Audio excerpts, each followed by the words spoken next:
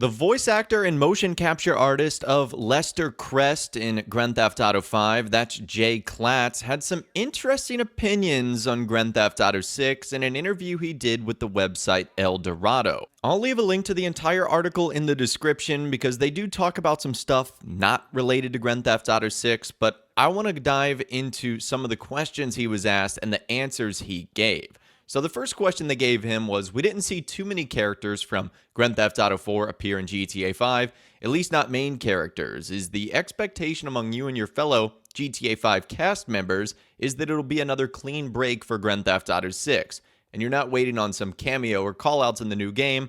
And he said, as far as I know, it's a clean break with a separate world, a different jam, but also, what the hell do I know? Nothing is the answer. So I think it's a clean break, obviously, in the fact that it's going to be a different story, but I don't think it's a separate world. The Grand Theft Auto universe, at least in the HD era sense, so Grand Theft Auto 4, GTA 5, and very likely Grand Theft Auto 6, are all connected with brands, characters, and whatnot. And we also have seen a decent number of Grand Theft Auto 4 characters appear in GTA 5, whether it be Packy McCreary, whether it be Tony Prince in Grand Theft Auto Online. We even had Nico Bellic as one of our characters' parents that we could use to create our look in Grand Theft Auto Online. So I know it's not exactly like the main characters, but we really didn't expect Nico Bellic to return, although he was mentioned several times in Easter eggs. Now, this next question, I do agree with him a ton. He was asked, in the Doomsday Heist DLC, we saw the return of flying cars and jetpacks. Would you like to see more of that fantastical stuff return to the base game?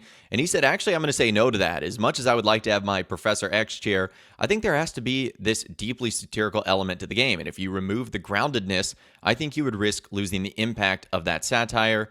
GTA needs to be more HBO, less sci-fi. And I agree in some sense. Yes, it's fun to have some wacky stuff in the game, but Grand Theft Auto Online added a ton of wacky stuff. And I think maybe you save that for like the multiplayer part of the game, but I don't think that should be part of Jason and Lucia's story and the single player experience that we get in Grand Theft Auto 6. I agree with him there that needs to definitely be more HBO, less sci-fi channel. The next question definitely gives like the most hot take response. They ask, can Grand Theft Auto 6 even work as a satire these days, given how weird the real world is becoming?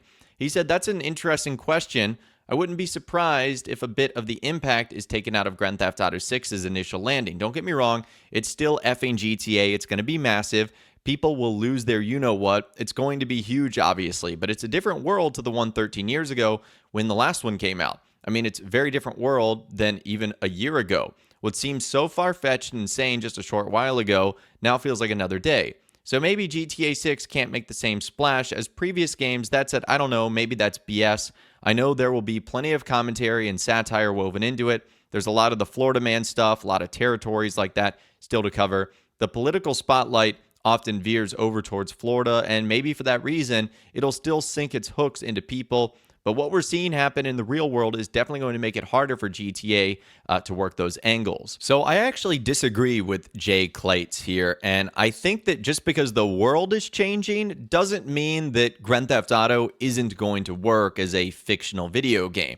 Rockstar has adjusted how they've told the story of pretty much every Grand Theft Auto, at least the ones in modern times. Games like Vice City and San Andreas, because they were set in the past, you can already sort of establish what was relevant then, but those that are taking place in the present day, Rockstar's just reacted to it. Like, for example, Grand Theft Auto 4, which took place in modern day times in fictional New York City, set just years after a terrorist attack took place on September 11th, Rockstar Games leaned into the comedy of fear. And the fact that Nico Bellic was an immigrant, he was coming from another country, they played into that. In 2013 with Grand Theft Auto 5, the world was very much interested in like celebrity comedy and social comedy with, wanting to deal with superstars and people in Hollywood. And obviously, since the game was taking place in Los Santos, that made sense. And now, in sort of modern day times in 2026, with Grand Theft Auto 6 also taking place in Florida, the world is now focused a lot on political commentary. And given just the crazy nature of Florida itself, which we know is going to be Leonida and Vice City,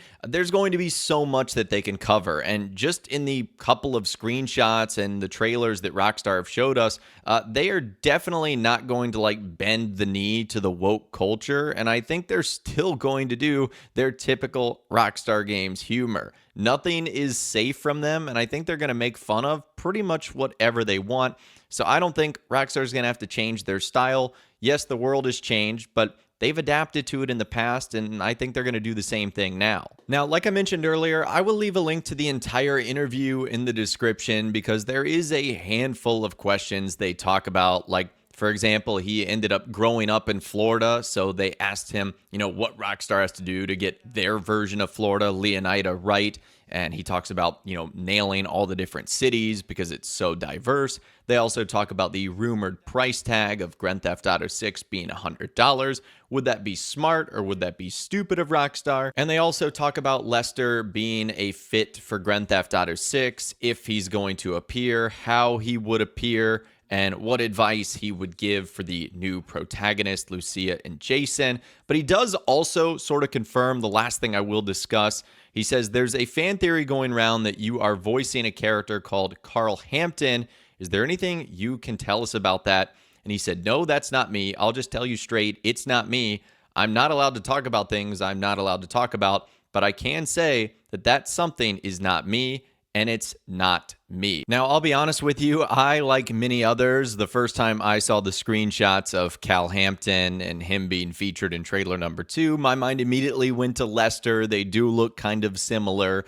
They kind of have a similar physical appearance as well. So he is confirming that he is not Cal Hampton, which should not be a surprise. Rockstar rarely brings back the same voice actor to play a different role because fans would obviously recognize the voice as Lester instead of Cal Hampton, which they don't want to do. They've gone on record saying that they don't want people to see their characters as a specific voice actor and not the character that they wanted them to play, which is oftentimes why, especially in recent Grand Theft Auto games, they don't have big-time celebrities play the role of their characters. They play sort of lesser-known actors so that no one knows them other than what they are, is Jason, Lucia, etc. So again, the interview is very interesting.